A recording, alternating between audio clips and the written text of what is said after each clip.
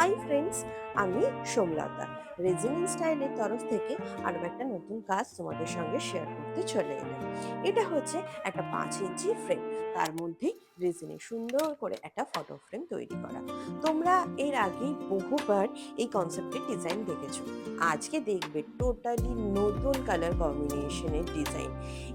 বলতে পারো ছবির সঙ্গে একটুখানি ম্যাচ করে যে কালারের ফ্লাওয়ার অ্যাভেলেবেল আছে তার সঙ্গে ম্যাচ করে কিন্তু এটা করা। খুব সুন্দর একটা মিষ্টি কালারের মধ্যে করা। এখন হয়তো তোমরা কালারটাকে খুব ভালো বুঝতে পারছো না, ইমাজিন করতে পারছো না, কিন্তু এই জিনিসটা ফার্স্ট দিনের কাজের পরে যে ভিডিওটা যখন আসবে তখন তোমরা বুঝতে পারবে যে কালারটা কতটা সুন্দর, কতটা ব্রাইট এসছে। রেজিনের ক্ষেত্রে এটাই একটা ব্যাপার যে প্রথম থেকে কিন্তু কালার বোঝা যায় না, আস্তে আস্তে সময়ের সাথে সাথে কিন্তু কালারটা খুব সুন্দর বোঝা যায়। আর এই যে সেকেন্ডের কাজটাও তোমাদের সঙ্গে শেয়ার করছি।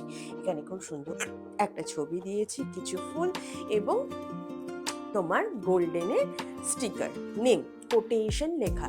এগুলো কিন্তু বর্তমানে আমি এখন ভিনাইলে করি, তার কারণ যে ভিনাইলটা আমি কম সময়ে নিচে বানিয়ে নিতে পারি, নিজের সাইজ পছন্দ মতো, নিজের ফন্ট পছন্দ মতো, আর খুব কম সময়ের মধ্যে।